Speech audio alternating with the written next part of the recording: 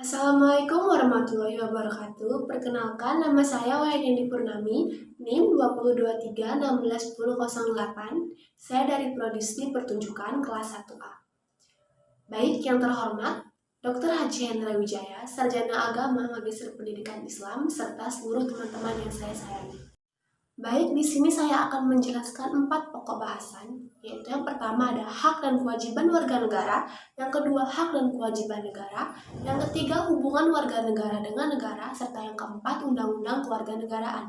Sebelum kita mempelajari lebih lanjut, apa saja hak dan kewajiban warga negara, kita perlu mengetahui apa itu pengertian hak dan kewajiban.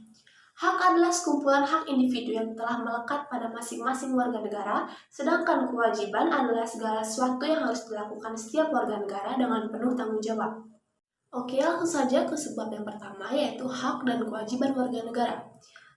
Hak warga negara terdiri dari hak kebebasan untuk menjelaskan, hak berekspresi, hak beragama, hak memilih dan dipilih, hak mendapatkan keadilan, hak mendapatkan pelayanan masyarakat, serta hak mendapatkan perlindungan hukum. Sedangkan kewajiban warga negara terdiri dari kewajiban mematuhi hukum negara, wajib ikut serta dalam upaya pembelaan negara, wajib menghormati hak asasi manusia orang lain, wajib tunduk kepada pembatasan yang ditetapkan dengan undang-undang, serta wajib ikut dalam usaha pertahanan dan keamanan negara. Yang kedua ada hak dan kewajiban negara. Contoh hak negara terhadap warganya. Yang pertama ada hak negara untuk ditaati hukum dan pemerintahannya. Yang kedua hak negara untuk dibela. Yang ketiga hak negara untuk menguasai bumi, air, dan kekayaan untuk kepentingan rakyat. Adapun kewajiban negara yang seharusnya dilakukan adalah sebagai berikut. Yang pertama, mensejahterakan kehidupan rakyat.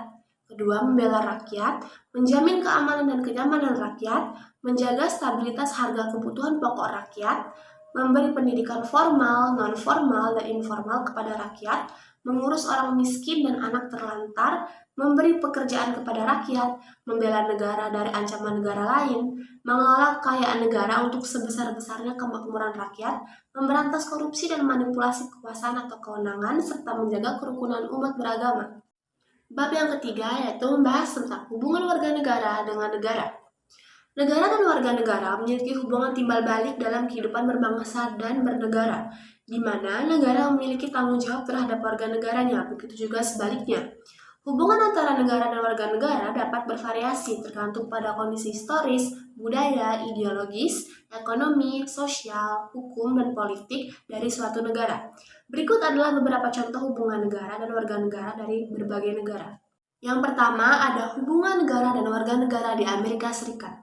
Amerika Serikat adalah salah satu contoh negara yang menghargai hak asasi manusia dan demokrasi sebagai landasan hubungan antara negara dan warga negaranya. Warga Amerika memiliki hak untuk memilih dan dipilih dalam pemilu, presiden maupun legislatif secara langsung. Warga Amerika juga memiliki kebebasan untuk menyatakan pendapatnya tanpa takut ditindas oleh pemerintah. Namun demikian, hubungan antara negara dan warga negara juga menghadapi beberapa masalah seperti ketimpangan sosial, rasisme, kekerasan, dan polaris politik. Contoh yang kedua yaitu hubungan negara dan warga negara di Indonesia. Indonesia adalah salah satu contoh negara yang mengalami perubahan signifikan dalam hubungan antara negara dan warga negaranya sejak reformasi tahun 1998. Warga Indonesia memiliki hak untuk memilih dan dipilih dalam pemilu, presiden maupun legislatif secara langsung. Warga Indonesia juga memiliki kebebasan untuk berpendapat, berorganisasi, dan beragama sesuai dengan keyakinannya. Namun demikian, hubungan antara negara dan warga negara juga menghadapi beberapa tantangan seperti korupsi, intoleransi, radikalisme, dan kemiskinan. Dan yang terakhir ada Undang-Undang Kewarganegaraan. Kewarganegaraan Republik Indonesia diatur dalam Pasal 26 dan Undang-Undang Nomor 12 Tahun 2006. Menurut Undang-Undang 1945 Pasal 26, warga negara adalah orang-orang bangsa Indonesia asli dan orang-orang bangsa lain yang disahkan dengan undang-undang sebagai warga negara. Undang-undang yang mengatur mengenai kewarganegaraan. Yang pertama ada Undang-Undang 1945 Pasal 26 yang berbunyi 1. Yang menjadi warga negara ialah orang-orang bangsa Indonesia asli dan orang-orang bangsa lain yang disahkan dengan undang-undang sebagai warga negara. Yang kedua, penduduk ialah warga negara Indonesia dan orang asing yang bertempat tinggal di Indonesia. Yang ketiga, hal-hal mengenai warga negara dan penduduk diatur dalam undang-undang. Undang Kewarganegaraan juga diatur dalam Undang-Undang Nomor 12 Tahun 2006.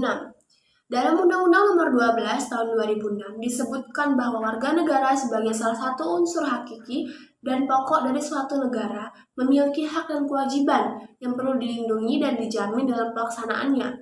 Atas hal tersebut, maka dibentuklah Undang-Undang Nomor 12 Tahun 2006 tentang Kewarganegaraan Republik Indonesia. Berdasarkan undang-undang yang mengatur kewarganegaraan atau Undang-Undang Nomor 12 Tahun 2006 Pasal 9, berikut syarat untuk memperoleh kewarganegaraan Indonesia melalui pewarganegaraan. Yang pertama adalah telah berusia 18 tahun atau sudah kawin. Kedua, ada waktu mengajukan permohonan sudah bertempat tinggal di wilayah negara Republik Indonesia paling singkat 5 tahun berturut-turut atau paling singkat 10 tahun tidak berturut-turut. Yang ketiga, sehat jasmani dan rohani. Yang keempat, dapat berbahasa Indonesia serta mengakui dasar negara Pancasila dan Undang-Undang Dasar Negara Republik Indonesia tahun 1945. Yang kelima, tidak pernah dijatuhi pidana karena melakukan tindak pidana yang diancam dengan pidana penjara 1 tahun atau lebih. Yang keenam, jika dengan memperoleh kewarganegaraan Republik Indonesia tidak menjadi berkewarganegaraan ganda. Yang ketujuh, mempunyai pekerjaan atau berpenghasilan tetap. Yang terakhir, membayar uang kewarganegaraan ke kas negara. Baiklah, sekian presentasi dari saya. Jika ada salah pengucapan, saya mohon maaf. Atas perhatiannya, saya ucapkan terima kasih. Wassalamualaikum warahmatullahi wabarakatuh.